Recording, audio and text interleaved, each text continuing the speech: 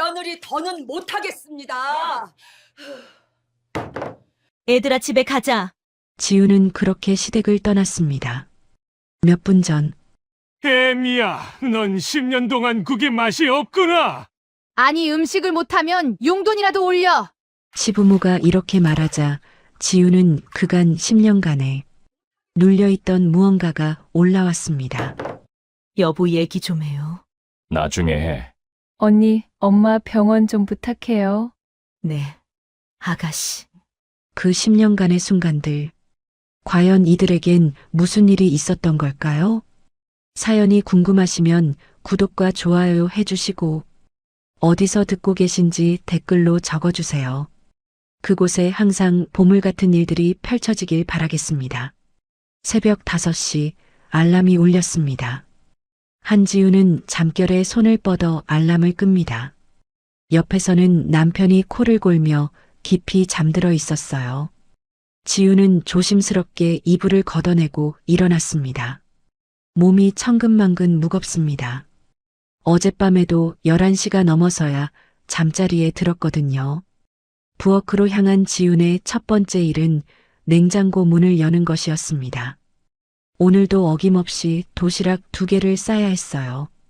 10살 도유리와 7살 서아의 도시락이었죠. 밥을 하고 계란을 부치고 시금치를 살짝 데칩니다. 벌써 몇 년째 반복하는 아침 풍경이었어요. 엄마, 배고파요.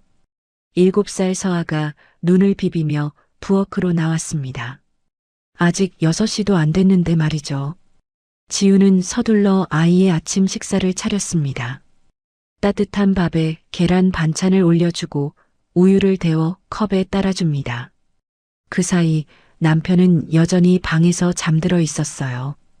회사는 9시 출근인데 언제나 지훈이 깨워야만 일어나는 사람이었거든요. 아이들을 챙기고 도시락을 싸고 설거지를 하고 나니 벌써 7시가 넘었습니다.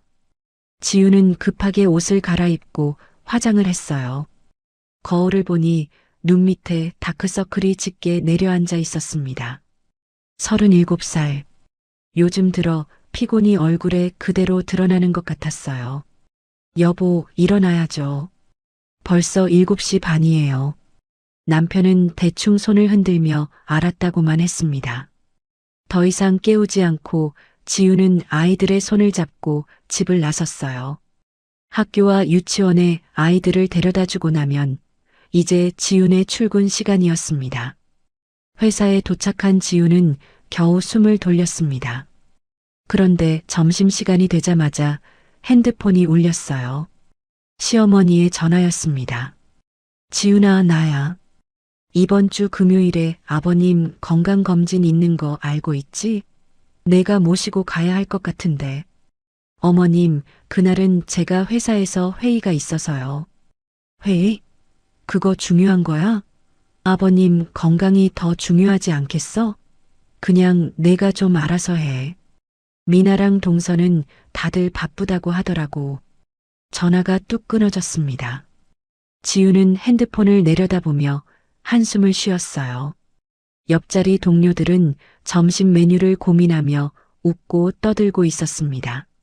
오늘 새로 생긴 카페에 가자는 이야기, 주말에 쇼핑 가자는 이야기들이 들렸어요. 지훈에게는 너무나 먼 세상의 이야기처럼 느껴졌습니다. 그 사람들의 웃음소리가 유독 밝게 들렸거든요.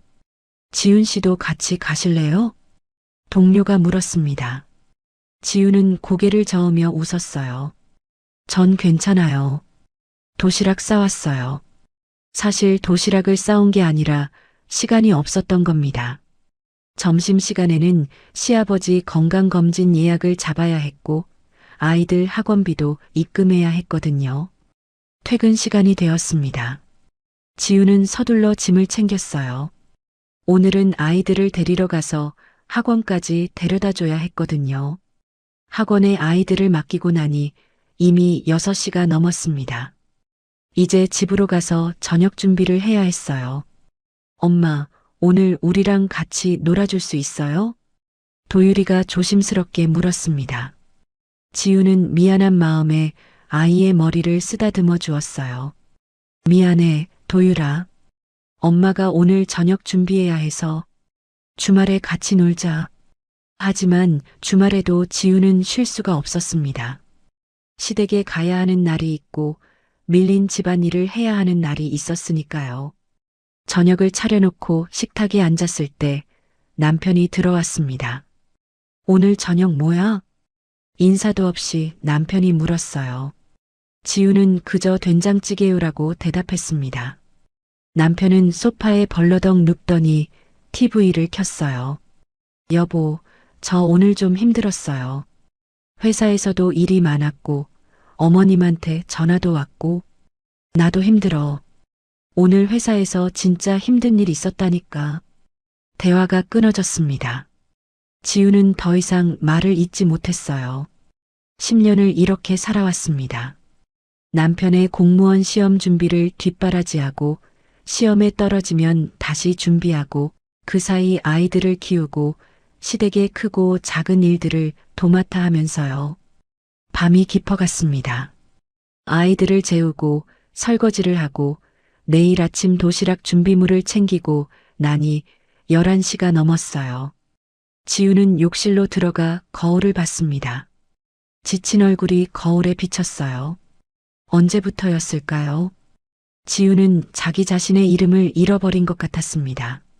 누군가의 아내, 누군가의 엄마, 누군가의 며느리로만 살아온 지 벌써 10년이었어요. 37살 한지우는 어디로 간 걸까요? 거울 속에 자신을 바라보던 지우는 잠시 멈춰 섰습니다. 눈가에 주름이 생겼고 입가도 처져 있었어요. 이게 정말 나일까 하는 생각이 들었습니다. 그때 핸드폰이 다시 울렸습니다. 또 시어머니였어요. 지훈아, 이번 주 토요일에 아버님 건강검진인데 내가 모셔다 드려. 알았지? 네, 어머님. 지훈은 힘없이 대답했습니다. 누구도 그녀에게 괜찮냐고, 힘들지 않냐고 묻지 않았어요. 모두가 당연하다는 듯이 지훈에게 일을 맡겼습니다. 그렇게 오늘 하루도 지나갔어요. 내일도 모레도 아마 계속 이런 하루가 반복될 것 같았습니다. 그렇게 반복되는 하루 속에서 지우는 점점 더 지쳐갔습니다. 어느 날 저녁 지우는 용기를 내어 남편에게 말했어요. 여보, 저 요즘 너무 힘들어요. 회사 일도 많고 어머님 일도 챙겨야 하고 아이들도 돌봐야 하고. 남편은 TV에서 눈을 떼지 않은 채 대답했습니다. 나도 힘들어. 회사 일이 얼마나 힘든데. 그냥 조금만 참아. 내가 나중에 도와줄게. 나중에 도와줄게.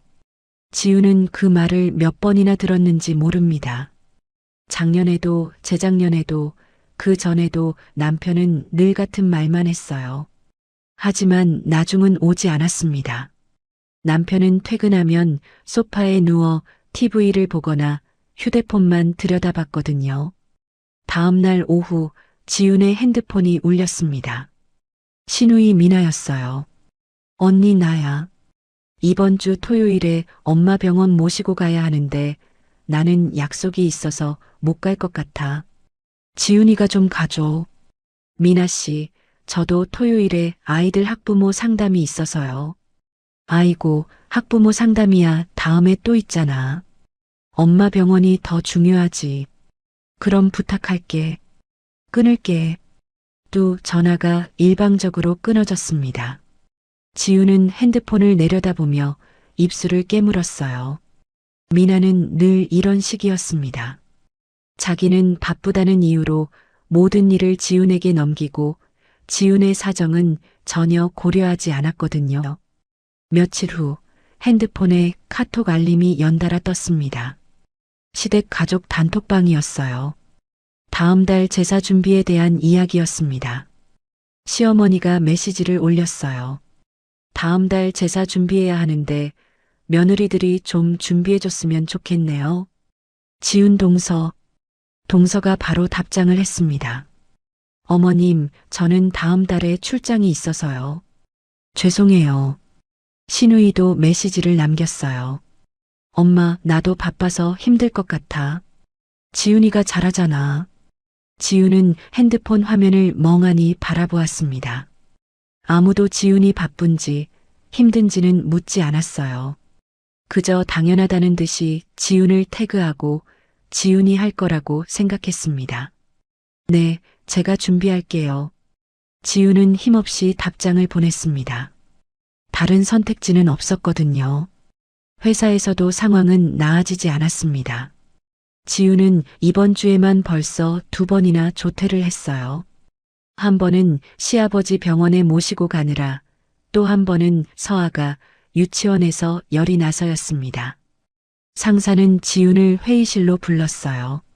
지훈 씨, 요즘 자리 비우는 일이 너무 잦은 것 같은데요. 가정일도 중요하지만 업무에도 좀 더 집중해 주셔야죠. 죄송합니다. 앞으로 조심하겠습니다. 지훈은 고개를 숙이며 대답했습니다.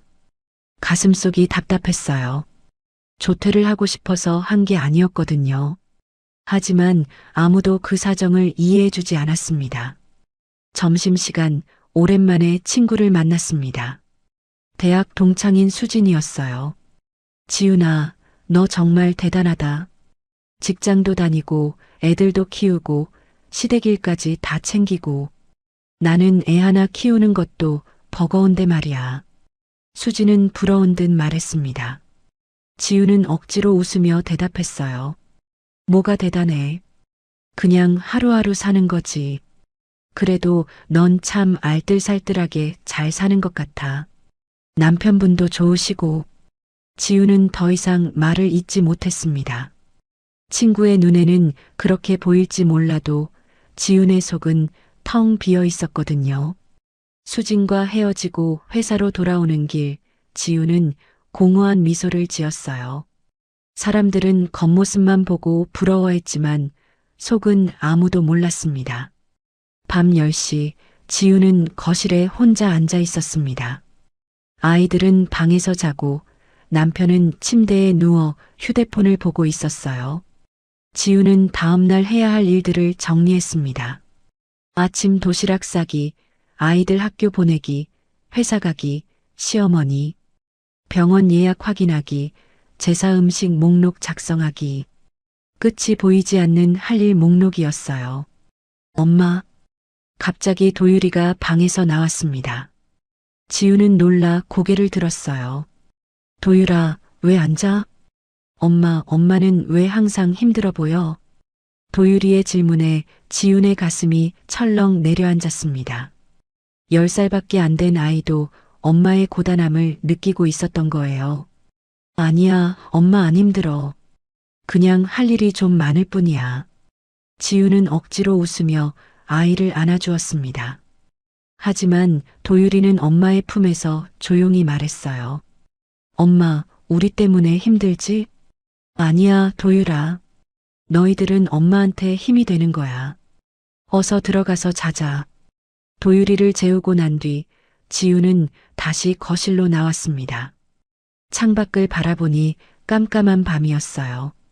지훈은 그제야 깨달았습니다. 자신이 가족 안에서 가장 많이 일하지만 가장 적게 인정받는 사람이라는 걸요. 누구도 고맙다고 말하지 않았고 누구도 지훈의 수고를 알아주지 않았습니다. 지훈은 소파에 앉아 두 손으로 얼굴을 감쌌어요. 눈물이 날 것 같았지만 참았습니다. 울면 안 될 것 같았거든요. 한번 울기 시작하면 멈추지 못할 것만 같았습니다. 그렇게 힘든 나날이 계속되던 어느 날 설날이 다가왔습니다. 지훈에게 명절은 휴일이 아니었어요. 오히려 1년 중 가장 힘든 날이었습니다. 설날 전날 밤 지훈은 거실 탁자에 앉아 장보기 목록을 적고 있었어요. 전 부칠 재료, 나물 재료, 국 끓일 재료. 손가락으로 하나하나 세어가며 메모지에 빼곡히 적어 내려갔습니다. 여보, 내일 장 보러 같이 갈 수 있어요?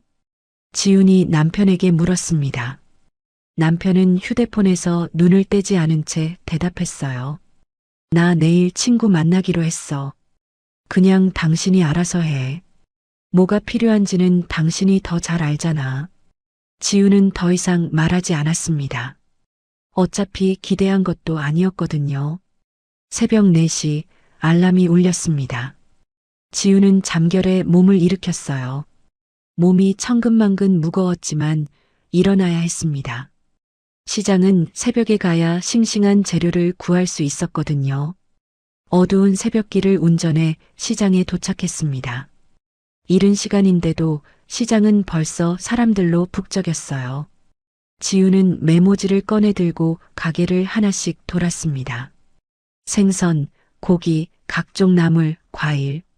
장바구니가 점점 무거워졌어요. 아줌마 얼마예요? 6만 원이요. 여기 5만 원이요. 여기는 3만 원. 계산을 하다 보니 어느새 40만 원이 훌쩍 넘었습니다. 지우는 지갑을 열어 카드를 꺼냈어요. 이 돈도 결국 지훈의 월급에서 나가는 거였습니다. 시댁에서는 명절 준비비를 따로 주지 않았거든요. 무거운 장바구니를 들고 계단을 오르는데 허리가 욱신거렸습니다. 한 손에는 생선 봉지, 다른 손에는 야채 바구니를 들고 차까지 걸어가는 길이 유난히 멀게 느껴졌어요. 차에 짐을 싣고 나니 이미 등에 땀이 배어 있었습니다. 시댁에 도착한 건 새벽 6시였습니다. 현관문을 열고 들어서자 시어머니가 나왔어요. 지훈아 왔니? 좀 늦었네. 시계를 보니 새벽 6시였습니다. 지훈은 새벽 4시에 일어나 2시간 동안 장을 보고 왔는데 시어머니는 늦었다고 말했어요. 죄송해요, 어머님. 시장이 좀 붐벼서요.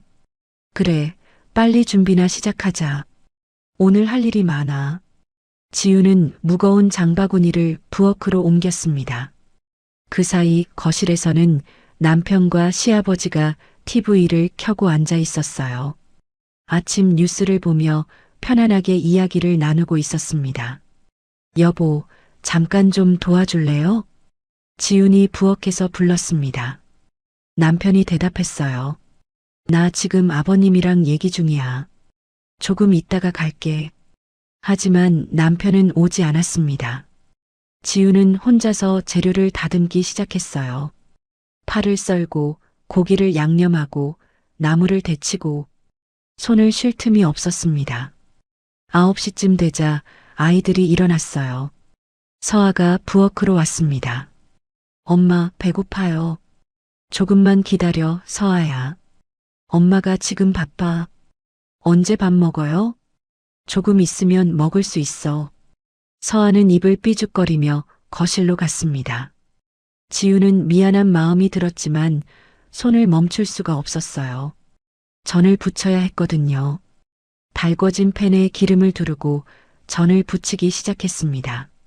지글지글 기름이 튀었어요.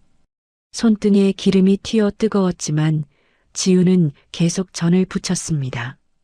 동그랑땡, 파전, 생선전, 고기전. 한 접시를 다 채우고 나면 다음 접시를 준비해야 했어요.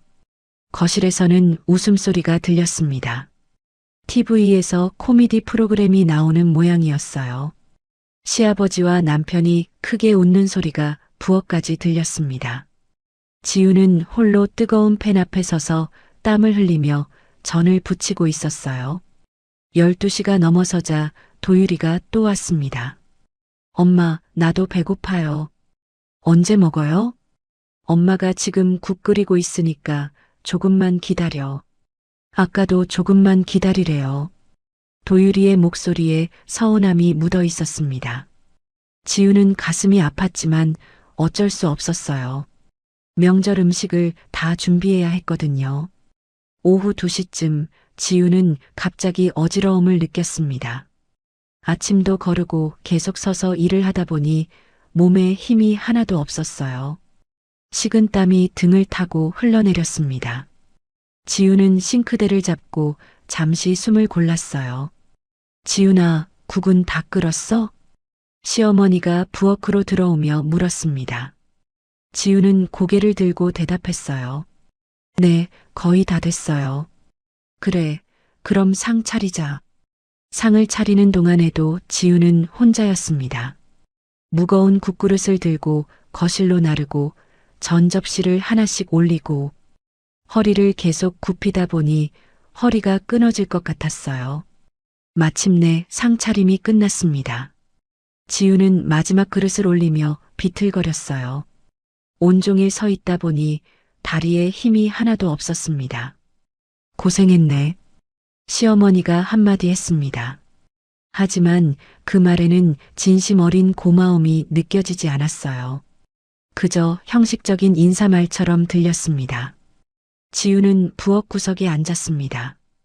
온종일 허리를 굽히고 불 앞에 서 있었더니 온몸이 쑤셨어요. 하지만 누구도 지훈에게 괜찮냐고 묻지 않았습니다. 모두들 차려진 상 앞에 앉아 음식을 먹기 바빴거든요.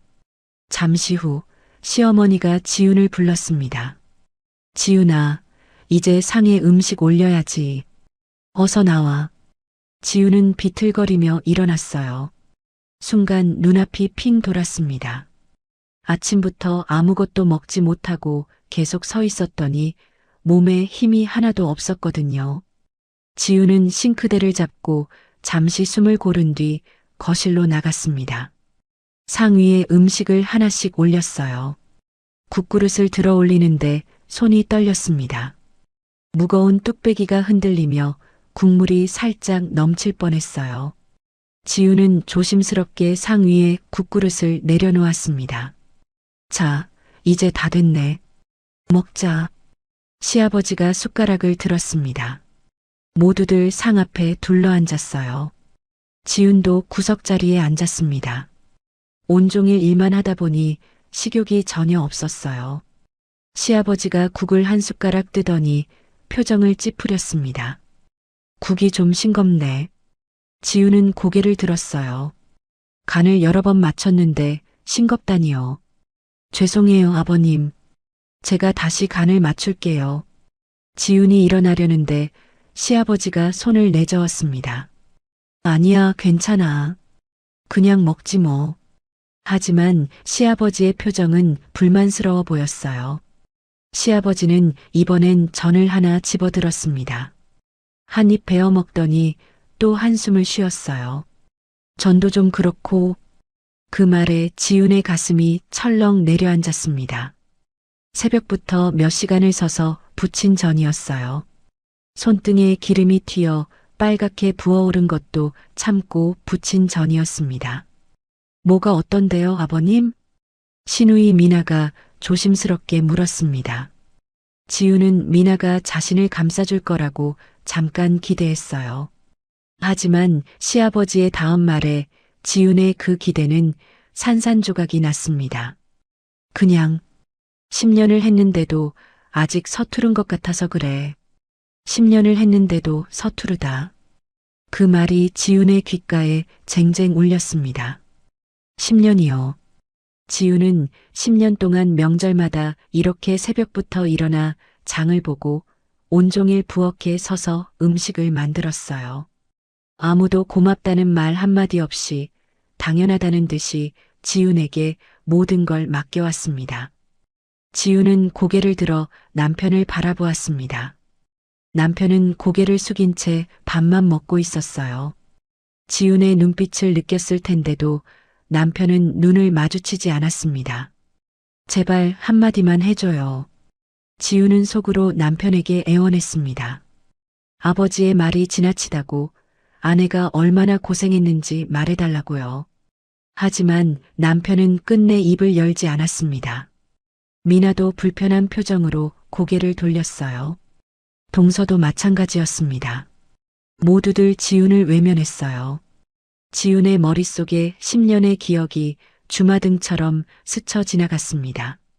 아이들을 키우면서 남편의 시험 준비를 뒷바라지하면서 시댁의 크고 작은 일을 도맡아 하면서 지훈은 자신을 다 내어주며 살아왔어요. 하지만 돌아온 건 10년을 했는데도 서투르다는 말이었습니다. 나는 사람이 아니구나. 지훈은 문득 깨달았습니다. 나는 그저 이 집에 일하는 기계구나. 밥하는 기계, 청소하는 기계, 시중드는 기계에 지훈의 손이 떨리기 시작했습니다. 가슴속 깊은 곳에서 뭔가가 끓어오르는 것 같았어요. 10년 동안 꾹꾹 눌러 담아두었던 서러움, 분노, 외로움이 한꺼번에 치밀어 올랐습니다. 지훈은 천천히 일어났습니다. 상 위에 놓인 국그릇을 바라보았어요. 뜨거운 김이 모락모락 올라오는 국그릇. 새벽부터 정성껏 끓인 국이었습니다. 지훈은 양손으로 국그릇을 들어 올렸습니다. 뜨거운 손잡이가 손바닥을 찢었지만 느껴지지 않았어요. 지훈의 눈에서 눈물이 주르륵 흘러내렸습니다. 지훈아, 뭐 하는 거야? 시어머니가 놀라 물었습니다. 하지만 지훈은 대답하지 않았어요. 그저 국그릇을 천천히 기울였습니다. 콸콸콸 뜨거운 국물이 상 위에 쏟아졌습니다. 하얀 상보 위로 국물이 번져나갔어요. 전 접시 위로 밥그릇 사이로 국물이 흘러내렸습니다. 아니, 이게 무슨 짓이야? 시아버지가 소리쳤습니다. 하지만 지훈은 멈추지 않았어요. 국그릇을 상 위에 내려놓고 이번엔 전 접시를 들어 올렸습니다. 지훈아, 정신 차려. 시어머니가 지훈의 팔을 잡으려 했습니다. 지훈은 팔을 뿌리치며 말했어요. 10년이요. 10년 동안 제가 뭘 잘못했는지 알려주세요. 지훈의 목소리는 떨렸지만 또렷했습니다. 새벽부터 일어나서 장 보고 온종일 부엌에 서서 음식 만들고 제가 뭘 더 잘해야 하는 건가요? 지훈아, 진정해. 아버님이 그냥 하신 말씀이야. 남편이 처음으로 입을 열었습니다. 하지만 그 말이 지훈을 더 화나게 만들었어요. 그냥 하신 말씀이요? 당신은 10년 동안 저한테 그냥 한 말이 몇 개나 되는지 알아요? 지훈은 아이들을 바라보았습니다. 도유리와 서아가 무서운 표정으로 엄마를 쳐다보고 있었어요. 도유라, 서아야. 짐 챙겨. 우리 집으로 가자. 지훈아, 지금 뭐 하는 거야? 시어머니가 소리쳤습니다. 하지만 지훈은 이미 현관 쪽으로 향하고 있었어요. 아이들의 손을 꼭 잡았습니다. 신발을 신으며 지훈은 마지막으로 뒤를 돌아보았습니다. 엉망이 된 상, 당황한 표정의 가족들, 그리고 여전히 아무 말도 하지 않는 남편. 명절 잘 보내세요. 지훈의 목소리는 차갑고 평온했습니다. 현관문을 열고 나서는 순간 차가운 바람이 얼굴을 스쳤어요. 밖에는 하얀 눈이 내리고 있었습니다. 차에 올라타 시동을 걸었습니다. 뒷좌석에서 서아가 울먹였어요. 엄마, 무서워요. 지훈은 백미러로 아이들을 바라보며 말했습니다. 괜찮아, 서아야. 엄마가 있잖아. 하지만 지훈 자신도 괜찮지 않았습니다. 눈물이 멈추지 않았거든요. 10년 동안 참았던 눈물이 마침내 터져나왔습니다. 차를 몰고 집으로 가는 길, 눈발이 점점 거세졌습니다. 지훈은 생각했어요. 여기선 더는 살 수 없어. 그렇게 지훈의 10년이 끝났습니다. 집에 도착한 지훈은 아이들을 재우고 거실 소파에 주저앉았습니다. 온몸에서 힘이 빠져나갔어요. 10시간 동안 서서 일했던 허리가 쑤셨고 국물을 엎었던 손은 여전히 떨리고 있었습니다. 핸드폰이 울렸습니다. 남편이었어요.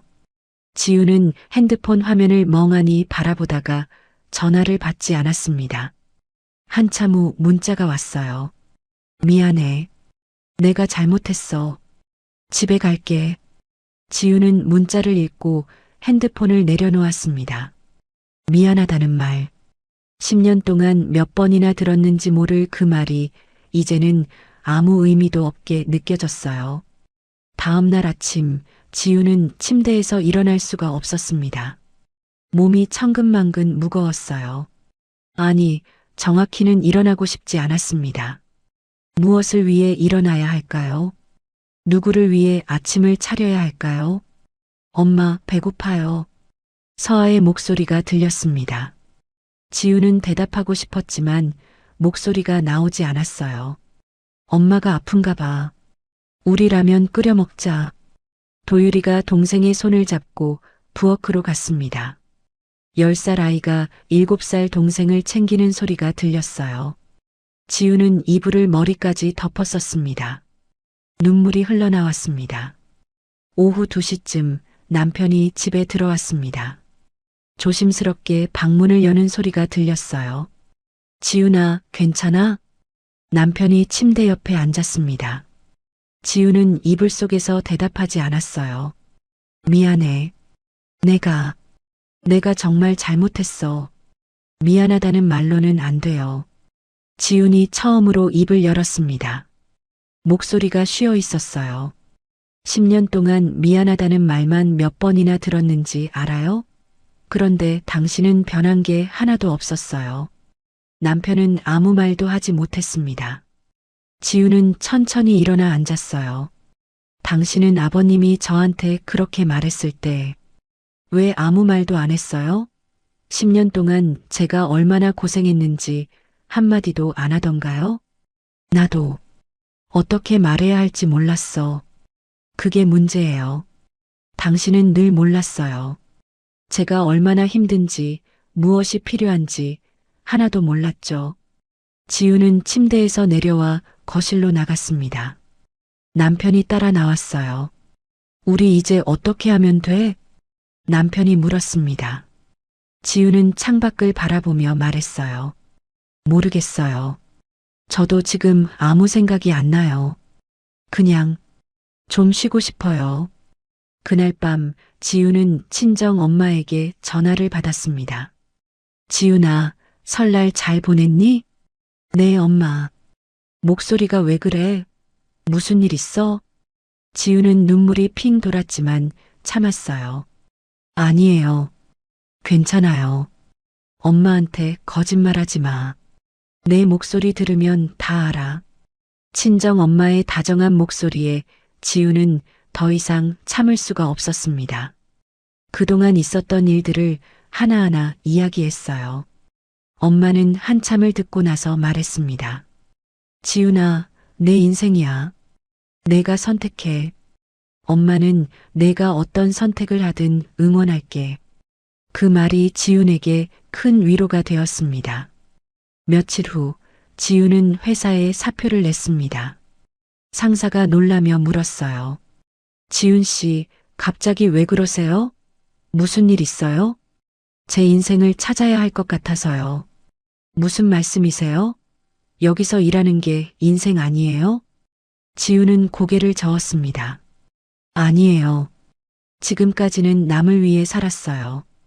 이제는 저를 위해 살고 싶어요. 상사는 한참을 설득했지만 지훈의 마음은 변하지 않았습니다. 집에 돌아온 지훈은 오래된 서랍을 뒤지기 시작했어요. 그러다 낡은 다이어리를 발견했습니다. 20대 초반에 쓴 일기장이었어요. 페이지를 넘기다가 지훈은 한 구절에서 멈췄습니다. 꽃집을 하고 싶다.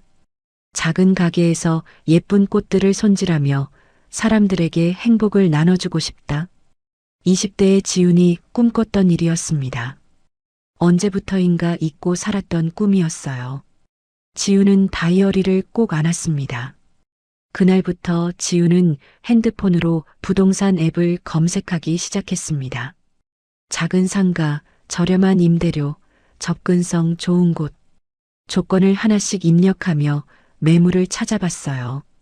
유튜브로 소자본 창업에 대한 영상도 봤습니다. 꽃집 운영 방법, 꽃 도매시장 이용법, 초보자를 위한 꽃꽂이. 하나씩 공부하기 시작했어요. 일주일 후 남편이 짐을 싸기 시작했습니다. 회사 기숙사에서 지낼게. 우리 서로 시간을 좀 가지자. 지우는 고개를 끄덕였습니다. 남편이 짐을 챙기는 모습을 지켜보며 지우는 이상하게도 후련함을 느꼈어요. 아빠 어디 가요? 도유리가 물었습니다. 남편은 아들을 안아주며 말했어요. 아빠 회사 기숙사에서 지낼 거야. 주말에는 너희 보러 올게. 엄마랑 이혼하는 거예요? 서아가 불안한 얼굴로 물었습니다. 지훈이 서아를 안아주며 말했어요. 아니야, 서아야. 이혼 아니야. 엄마랑 아빠가 잠깐 떨어져서 생각 좀 하는 거야. 언제 다시 같이 살아요? 그건 아직 모르겠어. 하지만 엄마는 항상 너희 곁에 있을 거야. 남편이 집을 나간 뒤 지우는 아이들을 재우고 거실에 앉았습니다. 텅 빈 집이 고요했어요. 10년 만에 처음 느껴보는 고요였습니다. 두렵기도 했지만 동시에 자유로웠어요. 지우는 다시 핸드폰을 꺼내 부동산 앱을 열었습니다. 마음에 드는 매물 하나에 찜을 눌렀어요. 작은 골목 안에 있는 10평짜리 상가였습니다. 그곳에서 지훈의 새로운 삶이 시작될 거예요. 다음 날 지훈은 그 상가를 보러 갔습니다. 조용한 주택가 골목 안에 위치한 작은 가게였어요. 페인트가 벗겨진 문, 깨진 유리창, 먼지가 수북이 쌓인 바닥. 누가 봐도 오랫동안 비어 있었던 곳이었습니다. 이 가게 3년째 비어 있어요. 그래서 월세를 좀 싸게 드릴 수 있어요. 부동산 사장이 설명했습니다. 지우는 가게 안을 천천히 둘러보았어요. 작았지만 햇살이 잘 들어왔습니다. 큰 유리창으로 따스한 빛이 쏟아져 들어왔어요. 여기로 할게요. 지훈이 말했습니다. 부동산 사장이 놀라며 물었어요.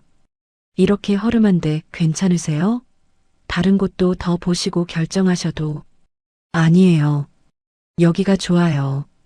제가 직접 고치면 되니까요. 계약금은 퇴직금으로 냈습니다.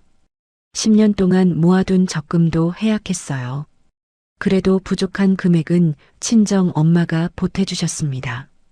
지훈아, 이 돈은 엄마가 내 결혼할 때 주려고 모아둔 거야. 이제라도 쓰렴. 엄마 고마워요. 꼭 잘할게요. 그래, 우리 딸 하고 싶은 거 하면서 사는 게 제일 중요해. 계약서에 도장을 찍는 순간 지훈의 가슴이 두근거렸습니다. 37살에 시작하는 첫 번째 도전이었어요. 다음 날부터 지훈은 매일 그 가게로 나갔습니다. 먼저 청소부터 시작했어요. 쌓인 먼지를 쓸어내고 바닥을 닦고 유리창을 깨끗이 닦았습니다. 손이 거칠어지고 무릎이 아팠지만 이상하게도 행복했어요. 이건 누군가를 위한 일이 아니라 나를 위한 일이었거든요. 중고 사이트에서 작은 테이블과 선반을 샀습니다. 직접 차를 몰고 가서 짐을 실어왔어요. 남자 혼자도 버거울 만큼 무거운 짐이었지만 지우는 혼자 힘으로 나르고 또 날랐습니다. 땀이 등을 타고 흘러내렸어요. 아줌마, 도와드릴까요? 옆 가게 사장님이 나와서 물었습니다. 지우는 고개를 저으며 웃었어요. 괜찮아요. 제가 할 수 있어요. 테이블과 선반을 배치하고 나니 가게가 조금씩 모양을 갖춰갔습니다. 이제 페인트 칠을 할 차례였어요. 지우는 철물점에서 흰색 페인트와 붓을 샀습니다. 롤러로 벽에 페인트를 칠하기 시작했어요. 하얀 페인트가 벽을 타고 스르륵 퍼져나갔습니다. 낡고 지저분했던 벽이 하얗게 변해갔어요. 지훈의 옷에도 페인트가 튀었습니다. 손에도 얼굴에도 페인트가 묻었어요. 푸아. 지훈은 그만 웃음이 터져나왔습니다. 거울을 보니 얼굴에 하얀 페인트가 묻어 있었어요. 10년 만에 처음으로 마음 놓고 웃는 것 같았습니다. 이렇게 자유로운 기분은 정말 오랜만이었어요. 주말이 되자 아이들이 찾아왔습니다. 엄마, 우와, 여기가 엄마 가게예요? 서아가 신나서 뛰어들어왔습니다. 도유리도 가게를 둘러보며 감탄했어요. 엄마, 진짜 멋진데요? 아직 다 끝난 건 아니야. 너희들도 엄마 좀 도와줄래? 네. 아이들은 신이 나서 청소를 도왔습니다. 도유리는 선반을 닦고 서아는 작은 빗자루로 바닥을 쓸었어요. 가족이 함께 만들어가는 공간이었습니다. 며칠 후 지우는 새벽 4시에 일어나 양재동 꽃 도매시장으로 향했습니다. 시장에 들어서자 형형색색의 꽃들이 눈에 들어왔어요. 장미, 백합, 튤립, 거베라. 이렇게 많은 꽃을 한 번에 본 건 처음이었습니다. 어머니, 장사 처음 하세요? 한 도매상 아주머니가 물었습니다. 지우는 수줍게 고개를 끄덕였어요. 네, 꽃집 처음 시작하는데 뭐부터 사야 할지 모르겠어요. 아이고, 그럼 제가 좀 알려드릴게요. 처음엔 이런 꽃들로 시작하시면 돼요. 아주머니는 친절하게 꽃을 골라주었습니다. 오래가는 꽃, 관리하기 쉬운 꽃, 사람들이 좋아하는 꽃. 하나하나 설명해 주었어요. 지우는 감사한 마음으로 꽃을 샀습니다. 가게로 돌아와 꽃을 물에 담갔습니다. 그리고 유튜브를 보며 꽃꽂이를 시도했어요. 하지만 생각처럼 쉽지 않았습니다. 영상에서는 쉬워 보였는데 막상 해보니 꽃이 자꾸 한쪽으로 기울었어요. 아, 이게 왜 이래? 지우는 다시 꽃을 빼서 처음부터 시작했습니다. 한 번, 두 번, 세 번. 여러 번 실패한 끝에 겨우 그럴듯한 모양이 나왔어요. 지우는 뿌듯한 마음으로 완성된 꽃다발을 바라보았습니다. 드디어 간판을 다는 날이 왔습니다. 라일락 하루라는 이름을 정했어요. 라일락은 지훈이 가장 좋아하는 꽃이었습니다. 봄에 피는 보랏빛 라일락의 향기를 맡으면 항상 마음이 편안해졌거든요. 엄마, 라일락 하루가 무슨 뜻이에요? 도유리가 물었습니다. 라일락처럼 향기로운 하루하루를 보내자는 뜻이야. 엄마도, 엄마 가게에 오는 사람들도. 간판이 달리는 걸 보며 지훈과 아이들은 가게 앞에서 사진을 찍었어요.